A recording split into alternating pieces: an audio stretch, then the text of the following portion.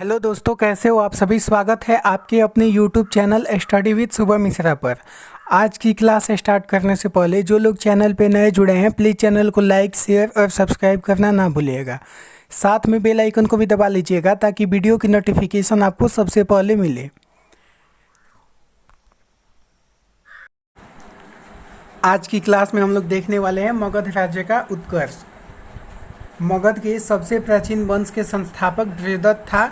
Exam में question पूछ सकता है कि मगध के सबसे प्राचीन वंश के संस्थापक कौन थे, तो इसका आंसर क्या हो जाएगा, बृहदत्त था। अगला पॉइंट है, इसकी राजधानी गिरिब्रज यानी राजगृह थी। जरासंध बृहदत्त का पुत्र था। हर्यक वंश के संस्थापक बिंबिसार मगध की गद्दी पर 544 ईसा पूर्व में बैठा था। एग्जाम में क्वेश्चन पूछ सकता है कि हर्यक वंश के संस्थापक कौन थे, तो इसका आंसर क्या हो जाएगा, बिंबिसार। और ये मगध की गद्दी पर कब बैठे, 544 ईसा पूर्व में बैठे थे और वह बौद्ध धर्म के अनुयायी थे। चलते हैं अगले पॉइंट पर। अगला पॉइंट है, बिंबिसार ने बृहदत्त को हराकर अंग राज्यों को मगध में मिला लिया। बिंबिसार ने राजगृह का निर्माण कर उसे अपनी राजधानी बनाया। एग्जाम में क्वेश्चन पूछ सकता है कि राजगृह का निर्माण किसने किया, तो बिंबिसार ने किया था। चलते हैं अगले पॉइंट पर। महात्मा बुद्ध की सेवा में बिंबिसार ने राज्य वैद्य जीवक को भेजा। ये पॉइंट बहुत ही इंपॉर्टेंट है, एग्जाम में क्वेश्चन पूछ सकता है महात्मा बुद्ध की सेवा के लिए बिंबिसार ने किस राज्य वैद्य को भेजा था, तो आंसर क्या हो जाएगा, जीवक। चलिए देख लेते हैं नेक्स्ट पॉइंट को हम लोग। बिंबिसार ने वैवाहिक संबंध स्थापित कर अपने साम्राज्य का विस्तार किया।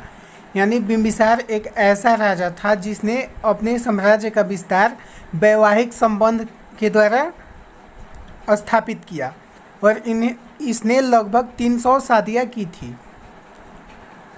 चलते हैं अगले पॉइंट पर। अगला पॉइंट है, बिंबिसार की हत्या उसके पुत्र अजातशत्रु ने कर दी और वह 493 ईसा पूर्व में मगध की गद्दी पर बैठा। अजातशत्रु का उपनाम क्या था, ये क्वेश्चन एग्जाम में पूछ सकता है, तो इसका आंसर क्या हो जाएगा, कुणिक था। यानी अजातशत्रु का उपनाम कुणिक था। चलते हैं अगले पॉइंट पर। अगला पॉइंट है, वह प्रारंभ में जैन धर्म का अनुयायी था। यानी अजातशत्रु प्रारंभ में जैन धर्म का अनुयायी था। अजातशत्रु ने 32 वर्षों तक मगध पर शासन किया। चलते हैं नेक्स्ट पॉइंट पर हम लोग। अगला पॉइंट है, 461 ईसा पूर्व में अपने पिता की हत्या कर उदयीन मगध की गद्दी पर बैठा। एग्जाम में क्वेश्चन पूछ सकता है कि अजातशत्रु की हत्या किसने किया, तो अजातशत्रु की हत्या उसका पुत्र उदयीन ने किया था और मगध की गद्दी पर कब बैठा, 461 ईसा पूर्व में बैठा था। चलते हैं अगले पॉइंट पर। देखिए, उदयीन ने पाटलिग्राम की स्थापना की। यानी पाटलिपुत्र की स्थापना किसने की, उदयीन ने किया था। वह जैन धर्म का अनुयायी था। ये पॉइंट बहुत ही इम्पोर्टेंट है, इसको आप लोग ध्यान से याद कीजिएगा, ठीक है। चलते हैं अगले पॉइंट पर। देखिए, अगला पॉइंट है, हर्यक वंश का अंतिम शासक उदयीन का पुत्र नागदशक था। नागदशक को उसके अमात्य शिशुनाग ने 412 ईसा पूर्व में अपदस्थ करके मगध पर शिशुनाग वंश का स्थापना किया। शिशुनाग ने अपनी राजधानी पाटलिपुत्र से हटाकर वैशाली में स्थापित किया। अगला पॉइंट है, शिशुनाग वंश का उत्तराधिकारी कालाशोक पुनः राजधानी को पाटलिपुत्र ले गया। शिशुनाग वंश का अंतिम राजा नंदीवर्धन था। नंद वंश का संस्थापक महापद्मनंद ने किया।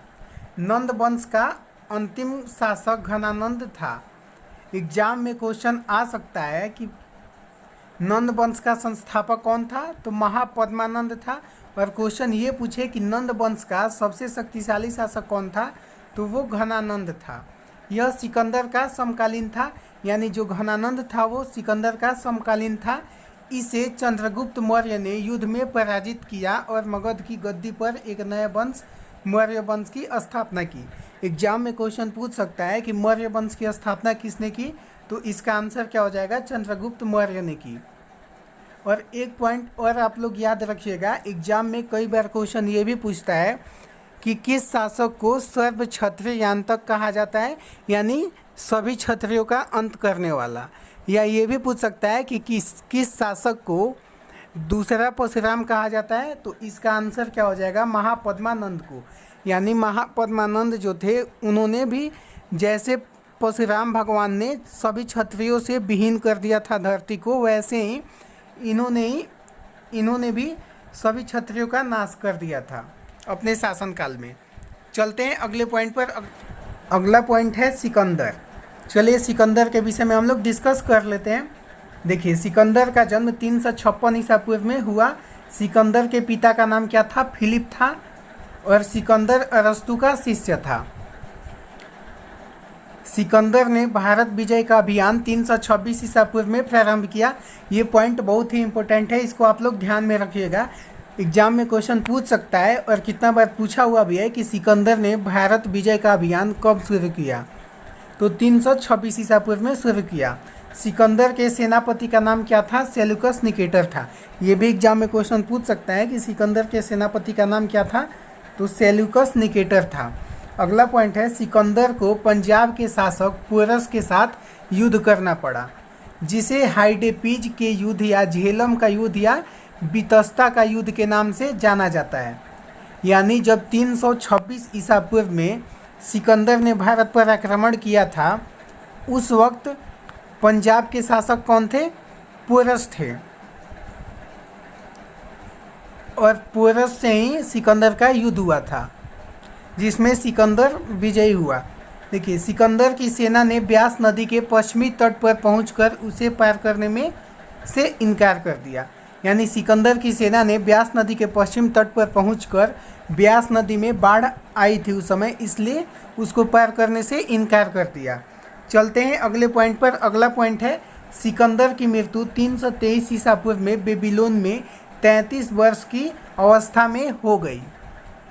ठीक है, सिकंदर बहुत ही मदिरा पान करता था, इसलिए उसकी मृत्यु 33 वर्ष की अवस्था में हो गई। अगला पॉइंट है सिकंदर का प्रिय घोड़ा बौकेफला था। एग्जाम में क्वेश्चन पूछ सकता है कि सिकंदर का प्रिय घोड़ा क्या था, उसका नाम क्या था, तो बौकेफला था। और साथ में एक पॉइंट और आप लोग याद रखिएगा, महाराणा प्रताप के घोड़े का नाम पूछ दे, ठीक है, तो उसका क्या नाम था, उसका नाम चेतक था। और ये भी पॉइंट इम्पोर्टेंट है, इसलिए इसको नोट कर लीजिएगा लो। महाराणा प्रताप के घोड़े का नाम क्या था, चेतक था। चलिए चलते हैं अगले पॉइंट पर। अगला पॉइंट है हम लोग का मौर्य साम्राज्य। मौर्य साम्राज्य के विषय में हम लोग डिस्कस कर लेते हैं। देखिए मौर्य वंश का संस्थापक चंद्रगुप्त मौर्य का जन्म 345 ईसा पूर्व में हुआ था। यहाँ पे एग्जाम में क्वेश्चन क्या पूछेगा कि मौर्य वंश के संस्थापक कौन थे, तो चंद्रगुप्त मौर्य थे। अगला पॉइंट है जस्टिन ने चंद्रगुप्त मौर्य को सेंड्रोकोटस कहा, जिसकी पहचान विलियम जोन्स ने चंद्रगुप्त मौर्य से की है। ये पॉइंट भी इम्पोर्टेंट है, क्वेश्चन पूछ सकता है कि चंद्रगुप्त मौर्य को सेंड्रोकोटस किसने कहा, तो आंसर क्या हो जाएगा, जस्टिन ने कहा। चलिए चलते हैं अगले पॉइंट पर। देखिए अगला पॉइंट है विशाखा दत्त कृत मुद्रा राक्षस में चंद्रगुप्त मौर्य के लिए ब्रिसल शब्द का प्रयोग किया गया है। सबसे पहले तो आप लोग यही पॉइंट याद रखिए कि मुद्रा राक्षस की रचना किसने की, तो मुद्रा राक्षस की रचना विशाखा दत्त ने की है। ठीक है, चलिए अगले पॉइंट पर चलते हैं। घनानंद को हराने में चाणक्य, कौटिल्य या विष्णुगुप्त, चाणक्य का नाम ही कौटिल्य या विष्णुगुप्त भी था, ने चंद्रगुप्त मौर्य की मदद से की। ठीक है, जो बाद में चंद्रगुप्त मौर्य का प्रधानमंत्री बने। इसके द्वारा लिखित गई पुस्तक अर्थशास्त्र है। यानी चाणक्य के द्वारा लिखी गई पुस्तक का नाम क्या है, अर्थशास्त्र है। और ये जो अर्थशास्त्र है इसमें राजनीतिक जीवन के विषय में वर्णन किया गया है। ठीक है, चलिए चलते हैं नेक्स्ट पॉइंट पर। अगला पॉइंट है चंद्रगुप्त मगध की गद्दी पर 322 ईसा पूर्व में बैठा। एग्जाम में क्वेश्चन पूछ सकता है कि चंद्रगुप्त मौर्य मगध की गद्दी पर कब बैठा, तो 322 ईसा पूर्व में बैठा, और चंद्रगुप्त मौर्य जैन धर्म का अनुयायी था। एग्जाम अगला पॉइंट हम लोग देख लेते हैं। चंद्रगुप्त ने अपना अंतिम समय कर्नाटक के श्रवणबेलगोला नामक स्थान पर बिताया। एग्जाम में क्वेश्चन पूछ सकता है कि चंद्रगुप्त मौर्य ने अपने जीवन के अंतिम समय कहाँ पे बिताए, तो इसका आंसर क्या होगा, श्रवणबेलगोला। और ये भी पूछ सकता है कि श्रवणबेलगोला स्थान किस राज्य में स्थित है, तो इसका आंसर क्या हो जाएगा, कर्नाटक। चलते हैं अगले पॉइंट पर। देखिए अगला पॉइंट है चंद्रगुप्त ने 305 ईसा पूर्व में सेल्यूकस निकेटर को हराया था। ठीक है, और सेल्यूकस निकेटर को अभी कुछ समय पहले आप लोग को बता चुके हैं कि वो सिकंदर का सेनापति था। चलिए चलते हैं अगले पॉइंट पर। अगला पॉइंट है चंद्रगुप्त मौर्य ने जैन गुरु भद्रबाहु से जैन धर्म की दीक्षा ली थी। एग्जाम में क्वेश्चन पूछ सकता है कि चंद्रगुप्त मौर्य ने जैन धर्म की दीक्षा किससे ली थी, तो इसका आंसर क्या हो जाएगा, भद्रबाहु से ली थी। ठीक है, चलिए अगला पॉइंट है मेगास्थनीज सेल्यूकस निकेटर का राजदूत था जो चंद्रगुप्त मौर्य के दरबार में रहता था। ठीक है, एग्जाम में क्वेश्चन पूछ सकता है कि मेगास्थनीज किसका राजदूत था, तो आंसर क्या हो जाएगा, सेल्यूकस निकेटर का था। चलिए अगला पॉइंट है मेगास्थनीज द्वारा लिखी गई पुस्तक इंडिका है। ये बहुत ही इम्पोर्टेंट है और कई बार एग्जाम में आया हुआ है, इसलिए इसको आप लोग ध्यान से पढ़िएगा। ठीक है, देखिए मेगास्थनीज क्वेश्चन पूछा क्या है कि मेगास्थनीज द्वारा रचित पुस्तक का नाम क्या है, तो इसका आंसर क्या होगा, इंडिका। या क्वेश्चन घुमा के भी पूछ सकता है कि इंडिका पुस्तक किसने लिखी, तो उसका आंसर क्या हो जाएगा, मेगास्थनीज। चलिए देख लेते हैं अगले पॉइंट को हम लोग। अगला पॉइंट है चंद्रगुप्त मौर्य की मृत्यु 298 ईसा पूर्व में श्रवणबेलगोला में उपवास के द्वारा हुई। ठीक है, चलिए अगला पॉइंट देख लेते हैं। अगला पॉइंट क्या है, बिंदुसार। चलिए बिंदुसार के विषय में डिस्कस करते हैं हम लोग। चंद्रगुप्त मौर्य का उत्तराधिकारी बिंदुसार हुआ जो 298 ईसा पूर्व में मगध की राजगद्दी पर बैठा। ठीक है, यानी चंद्रगुप्त मौर्य के पुत्र का नाम क्या था, बिंदुसार था, और ये मगध की गद्दी पर कब बैठे, 298 ईसा पूर्व में बैठे थे।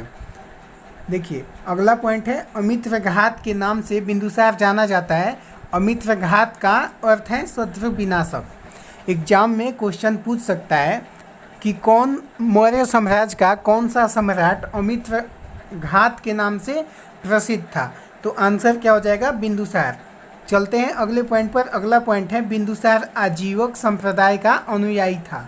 यानी एग्जाम में क्वेश्चन पूछ सकता है कि बिंदुसार किस धर्म के अनुयायी थे, तो आजीवक संप्रदाय के अनुयायी थे। ठीक है, और एग्जाम में क्वेश्चन ये भी पूछ सकता है कि आजीवक संप्रदाय की स्थापना किसने किया, यानी जो आजीवक संप्रदाय था इस धर्म को किसने चलाया, तो इसका आंसर क्या हो जाएगा बच्चों, मखली घोषाल।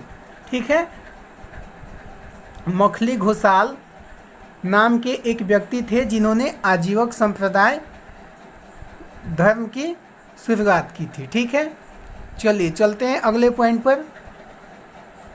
अगला पॉइंट है वायु पुराण में बिंदुसार को भद्रसार कहा गया है। ठीक है, एग्जाम में क्वेश्चन क्या पूछेगा, वायु पुराण में बिंदुसार को किस नाम से संबोधित किया गया, तो इसका आंसर क्या होगा, भद्रसार। चलते हैं नेक्स्ट पॉइंट पर। नेक्स्ट पॉइंट हम लोग का है बिंदुसार के शासनकाल में तक्षशिला, और तक्षशिला कहाँ स्थित है, सिंधु एवं झेलम नदी के बीच में हुए 2 विद्रोह का वर्णन है। और ये पॉइंट बहुत ही इम्पोर्टेंट है, इसको आप लोग ध्यान से पढ़िएगा। ठीक है, एग्जाम में आया हुआ क्वेश्चन है कि किस शासक के शासनकाल में तक्षशिला का विद्रोह हुआ था, तो इसका आंसर क्या हो जाएगा, बिंदुसार के शासनकाल में हुआ था। और क्वेश्चन ये भी पूछ सकता है कि तक्षशिला किन 2 नदियों के बीच में स्थित था, तो इसका आंसर क्या होगा, सिंधु एवं झेलम नदी के बीच में स्थित था। ठीक है, देखिए इस विद्रोह को दबाने के लिए बिंदुसार ने पहले सुसीम को और बाद में अशोक को भेजा। यानी जो तक्षशिला का विद्रोह हुआ था उसको दबाने के लिए बिंदुसार ने अपने सबसे बड़े पुत्र सुसीम को भेजा और सबसे लास्ट में किन को भेजा, अशोक को भेजा। चलिए चलते हैं अगले पॉइंट पर। अगला पॉइंट है अशोक, इनके विषय में हम लोग डिस्कस कर लेते हैं। देखिए बिंदुसार का उत्तराधिकारी अशोक महान हुए जो 269 ईसा पूर्व में मगध की राजगद्दी पर बैठे। राजगद्दी पर बैठने के समय अशोक अवंती के राज्यपाल थे। ठीक है, पुराणों में अशोक को अशोकवर्धन कहा गया है। अशोक ने अपने अभिषेक के 8वें वर्ष लगभग 261 ईसा पूर्व में कलिंग पर आक्रमण किया और कलिंग की राजधानी तोसली पर अधिकार कर लिया। यहाँ पे याद करने वाला पॉइंट ये है, एग्जाम में क्वेश्चन पूछ सकता है कि अशोक ने कलिंग पर आक्रमण कब किया, तो 261 ईसा पूर्व में किया था। और कलिंग की राजधानी क्या थी, तोसली थी। ठीक है, चलिए अगले पॉइंट पर ध्यान देते हैं हम लोग। देखिए अशोक जो थे वो उपगुप्त नामक बौद्ध भिक्षुक से बौद्ध धर्म की दीक्षा लिए थे। ठीक है, एग्जाम में क्वेश्चन पूछ सकता है कि सम्राट अशोक कौन से बौद्ध भिक्षुक से बौद्ध धर्म की दीक्षा लिए थे। ठीक है, तो उपगुप्त नामक बौद्ध भिक्षुक से इन्होंने बौद्ध धर्म की दीक्षा ली थी।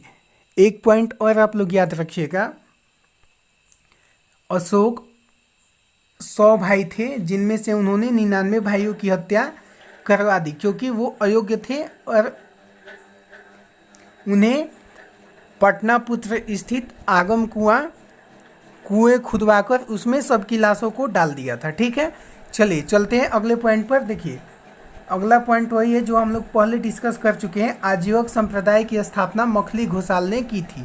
ठीक है, चलिए एग्जाम में क्वेश्चन पूछ सकता है कि अशोक के शिलालेखों की संख्या कितनी है, तो अशोक ने 14 शिलालेख को खुदवाया था। ठीक है, चलिए चलते हैं अगले पॉइंट पर। अगला पॉइंट है, अशोक ने बौद्ध धर्म के प्रचार के लिए अपने पुत्र महेंद्र और पुत्री संघमित्रा को श्रीलंका भेजा। बौद्ध परंपरा और उनके लिपियों के अनुसार अशोक ने 84,000 स्तूपों का निर्माण किया था। चलिए चलते हैं अगले पॉइंट पर। भारत में शिलालेख का प्रचलन सर्वप्रथम अशोक ने किया। एग्जाम में क्वेश्चन पूछ सकता है कि भारत में शिलालेखों का प्रचलन सबसे पहले किसने किया, तो इसका आंसर क्या होगा, अशोक ने। ठीक है, और यही क्वेश्चन पूछ दे कि विश्व में सबसे पहले शिलालेखों का प्रचलन किसने किया, तो उसका आंसर क्या होगा, दारा प्रथम ने किया था। ठीक है, कौन किया था, दारा प्रथम ने विश्व में पहले बार शिलालेखों का प्रचलन शुरू किया था। और भारत में पूछे तो भारत के लिए कौन किए थे, अशोक ने किए थे। ठीक है, चलिए अगला पॉइंट है, अशोक के शिलालेखों में ब्राह्मणी, खरोष्टी, ग्रीक एवं अरमाइक लिपि का प्रयोग हुआ। ठीक है, चलते हैं अगले पॉइंट पर। अगला पॉइंट देखिए, एग्जाम में क्वेश्चन पूछ सकता है अशोक के शिलालेख की खोज किसने की, तो इसका आंसर क्या हो जाएगा, 1750 में पादेट्री फैलेंथर ने की। और अशोक के शिलालेख की संख्या कितनी है, 14। चलिए चलते हैं अगले पॉइंट पर। देखिए अशोक के अभिलेख पढ़ने में सबसे पहली सफलता 1837 में जेम्स प्रिसेप को हुई। ठीक है, ये पॉइंट बहुत ही इंपॉर्टेंट है, इसलिए इसको आप लोग याद रखिएगा। एग्जाम में क्वेश्चन पूछ सकता है अशोक के अभिलेख को सबसे पहले किसने पढ़ा, तो 1837 ईस्वी में जेम्स प्रिसेप द्वारा पढ़ा गया था। ठीक है, चलिए चलते हैं अगले पॉइंट पर। देखिए अगला पॉइंट है, अशोक के स्तंभ लेखों की संख्या 7 है। एग्जाम में क्वेश्चन पूछ सकता है कि अशोक के स्तंभ लेखों की संख्या कितनी है, तो 7 है। चलिए अगला पॉइंट है प्रयाग स्तंभ लेख। चलिए इसके विषय में हम लोग डिस्कस कर लेते हैं। यह पहले कौशाम्बी में स्थित था। इस अभिलेख को अकबर ने इलाहाबाद के किले में स्थापित कराया। एग्जाम में क्वेश्चन पूछ सकता है कि प्रयाग स्तंभ लेख को, ठीक है ना, किस शासक ने इलाहाबाद के किले में स्थापित करवाया, तो इसका आंसर क्या हो जाएगा, अकबर ने करवाया था। ठीक है, चलिए चलते हैं हम लोग नेक्स्ट पॉइंट पर। कौशाम्बी अभिलेखों का रानी कहा जाता है। ठीक है, एग्जाम में क्वेश्चन पूछ सकता है कि किस अभिलेख को अभिलेखों का रानी या रानी का अभिलेख कहा जाता है, तो कौशाम्बी अभिलेख को कहा जाता है। ठीक है, चलिए चलते हैं अगले पॉइंट पर। अगला पॉइंट है, अशोक के समय मौर्य साम्राज्य में प्रांतों की संख्या 5 थी और प्रांतों को चक्र कहा जाता था। एग्जाम में क्वेश्चन पूछ सकता है कि अशोक के शासनकाल में मौर्य साम्राज्य में प्रांतों की संख्या कितनी थी, तो इसका आंसर क्या हो जाएगा, 5 थी। और प्रांतों को क्या कहा जाता था, तो इसका आंसर क्या हो जाएगा, चक्र कहा जाता था। पॉइंट है, मौर्य प्रशासन में गुप्तचर विभाग महामात्य सर्प नामक अमात्य के अधीन था। ठीक है, एग्जाम में क्वेश्चन पूछ सकता है कि मौर्य प्रशासन में गुप्तचर विभाग किसके अधीन था, तो इसका आंसर क्या हो जाएगा? महामात्य सर्प नामक अमात्य। अमात्य किसे कहा जाता था? प्रधानमंत्री को अमात्य कहा जाता था। ठीक है, चलिए अगला पॉइंट है, अर्थशास्त्र में गुप्तचर को गूढ़ पुरुष कहा गया तथा एक ही स्थान पर रहकर कार्य करने वाले गुप्तचर को संस्था कहा जाता था। ठीक है, चलिए चलते हैं अगले पॉइंट पर। अगला पॉइंट है, अशोक के समय जनपदीय न्यायालय के न्यायाधीश को राजुक कहा जाता था। एग्जाम में क्वेश्चन पूछ सकता है कि अशोक के शासनकाल में जनपदीय न्यायालय के न्यायाधीश को किस नाम से जाना जाता था? तो इसका आंसर क्या हो जाएगा? राजुक के नाम से जाना जाता था। ठीक है, चलिए चलते हैं हम लोग नेक्स्ट पॉइंट पर। नेक्स्ट पॉइंट हम लोग का है, मौर्य वंश का अंतिम शासक बृहदत्त था। ठीक है ना, एग्जाम में क्वेश्चन पूछ सकता है कि मौर्य वंश का अंतिम शासक कौन था? तो इसका आंसर क्या हो जाएगा? बृहदत्त था। इसकी हत्या इसके सेनापति पुष्यमित्र शुंग ने 185 ईसा पूर्व में कर दी और मगध की गद्दी पर शुंग वंश का नींव डाला। ठीक है, एग्जाम में क्वेश्चन पूछ सकता है कि शुंग वंश की स्थापना किसने की? तो इसका आंसर क्या हो जाएगा? पुष्यमित्र शुंग ने की थी। ठीक है, और किसको मार के किया था? तो बृहदत्त को मार के किया था। चलिए हम लोग अगले पॉइंट ब्राह्मण साम्राज्य के विषय में डिस्कस कर लेते हैं।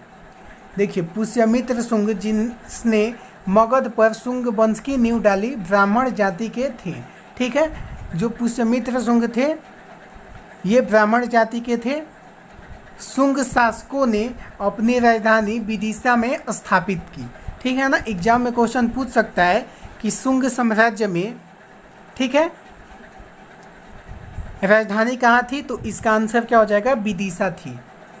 अगला पॉइंट है, इंडो यूनानी शासक मिनांडर को पुष्यमित्र शुंग ने पराजित किया। ये भी क्वेश्चन एग्जाम में पूछ सकता है कि इंडो यूनानी शासक मिनांडर को किस शासक ने पराजित किया था? तो इसका आंसर क्या हो जाएगा? पुष्यमित्र शुंग ने किया था। पुष्यमित्र शुंग ने 2 बार अश्वमेध यज्ञ किया। इनके लिए पतंजलि ने अश्वमेध यज्ञ कराए।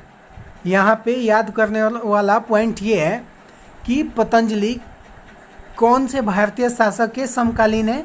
तो इसका आंसर क्या हो जाएगा? पुष्यमित्र शुंग के समकालीन थे वो। ठीक है, चलिए अगले पॉइंट पर चलते हैं। भरहुत स्तूप का निर्माण पुष्यमित्र शुंग ने करवाया।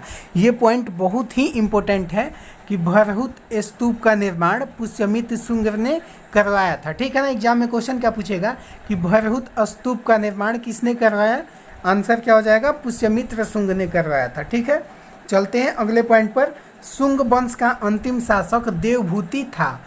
इसकी हत्या 73 ईसा पूर्व में वासुदेव ने कर दी और मगध की गद्दी पर कण्व वंश की स्थापना की। कण्व वंश का अंतिम शासक क्या था? सुशर्मा था। ये वंश बहुत ज़्यादा इम्पोर्टेंट नहीं है, इसलिए इसके विषय में ज़्यादा डिस्कस नहीं करेंगे। बस आप लोग ये याद रखिएगा कि कण्व वंश की स्थापना वासुदेव ने की और इस वंश का अंतिम शासक सुशर्मा था। ठीक है, चलते हैं अगले पॉइंट पर। अगला पॉइंट है, सिमुक ने 60 ईसा पूर्व में सुशर्मा की हत्या कर दी और सतवाहन वंश की स्थापना की। ठीक है, एग्जाम में क्वेश्चन पूछ सकता है कि सतवाहन वंश की स्थापना किसने की? तो इसका आंसर क्या हो जाएगा? सिमुक ने की थी। ठीक है, चलिए चलते हैं अगले पॉइंट पर। सतवाहन शासकों ने अपनी राजधानी प्रतिष्ठान जो गोदावरी नदी के किनारे स्थित था वहाँ पर स्थापित किया। ठीक है, एग्जाम में क्वेश्चन क्या पूछ सकता है कि सतवाहन शासकों की राजधानी कहाँ थी? तो इसका आंसर क्या हो जाएगा? प्रतिष्ठान में थी। ठीक है, और ये प्रतिष्ठान किस नदी के किनारे स्थित था? तो गोदावरी नदी के किनारे स्थित था। और एग्जाम में क्वेश्चन ये पूछ दे कि वर्तमान में प्रतिष्ठान भारतीय राज्य में किस भारतीय राज्य में स्थित है? ठीक है, तो इसका आंसर क्या हो जाएगा? महाराष्ट्र राज्य के औरंगाबाद जिले में स्थित है वर्तमान में। ठीक है, चलिए देख लेते हैं अगले पॉइंट को। अगला पॉइंट है, सतवाहन शासकों के समय के प्रसिद्ध साहित्यकार हाल एवं गुढ़ायण थे। ठीक है, हाल ने गाथा सप्तमी तथा गुढ़ायण ने बृहत कथा नामक पुस्तकों की रचना की। ठीक है, एग्जाम में क्वेश्चन पूछ सकता है गाथा सप्तमी पुस्तक की रचना किसने की? तो इसका आंसर क्या हो जाएगा? हाल ने की। और क्वेश्चन ये पूछ दे कि बृहत कथा नामक पुस्तक की रचना किसने की? तो इसका आंसर क्या हो जाएगा, गुणाढ्य ने किया था। ठीक है, चलते हैं अगले पॉइंट पर, और अगला पॉइंट बहुत ही इम्पोर्टेंट है। देखिए, सातवाहन शासकों ने चांदी, तांबे, सीसा, पुटीन और कांसे की मुद्राओं का प्रचलन किया। एग्जाम में क्वेश्चन पूछ सकता है कि चांदी, तांबे, सीसा, पुटीन या कांसे की मुद्राओं का प्रचलन सबसे पहले किसने शुरू किया, तो इसका आंसर क्या हो जाएगा, सातवाहन शासकों ने। और ये क्वेश्चन आया हुआ है कि किस भारतीय राजवंश ने शीशे के सिक्के चलाए थे, तो इसका आंसर क्या था, सातवाहन शासकों ने। ठीक है, और अगला पॉइंट जो है वो भी बहुत इंपॉर्टेंट है। देखिए, ब्राह्मणों को भूमि अनुदान देने की प्रथा का आरंभ सातवाहन शासकों ने ही सर्वप्रथम किया था। यानी ब्राह्मण लोगों को भूमि अनुदान देने की प्रथा का सबसे पहले आरंभ किसने किया, सातवाहन शासकों ने ही किया था। ठीक है, चलते हैं अगले पॉइंट पर। देखिए, अगला पॉइंट क्या है, अगला पॉइंट है सातवाहन राज्य ने उत्तर और दक्षिण भारत के बीच सेतु का काम किया। ठीक है ना, यानी सातवाहन राज्य के शासक जो थे वो उत्तर भारत और दक्षिण भारत के राज्यों को बांध के रखने का काम किए। ठीक है, अगला पॉइंट हम लोग का है भारत के यवन राज्य। चलिए इसके विषय में हम लोग डिस्कस कर लेते हैं। देखिए, भारत पर आक्रमण करने वाले विदेशी आक्रमणकारियों का क्रम इस प्रकार है। ठीक है, यानी भारत पर जो विदेशी आक्रमणकारियों ने आक्रमण किया उनका क्रम निम्नलिखित है। सबसे पहले किन्होंने किया, तो सबसे पहले हिंद यूनानी शासकों ने किया। ठीक है, उसके बाद किसने किया, शक वंश के शासकों ने किया। उसके बाद किसने किया, पहलव वंश के शासकों ने किया। और सबसे लास्ट में कुषाण वंश के शासकों ने किया। ठीक है, चलिए एक एक करके डिस्कस कर लेते हैं। देखिए, भारत पर सबसे पहले आक्रमण बैक्ट्रिया के शासक डेमेट्रियस ने किया। एग्जाम में क्वेश्चन पूछ सकता है कि भारत पर सबसे पहले आक्रमण किसने किया, तो बैक्ट्रिया के शासक थे डेमेट्रियस, उन्होंने किया था। ठीक है, इसने साकल को अपनी राजधानी बनाया। ठीक है, यानी जो डेमेट्रियस थे उन्होंने साकल को अपना राजधानी बनाया था। ठीक है, चलते हैं अगले पॉइंट पर। अगला पॉइंट क्या है, हिंद यूनानी शासकों में सबसे अधिक विख्यात मिनांडर थे। ठीक है, एग्जाम में क्वेश्चन पूछ सकता है कि हिंद यूनानी शासकों में सबसे प्रसिद्ध शासक कौन थे, तो उसका आंसर क्या हो जाएगा, मिनांडर थे।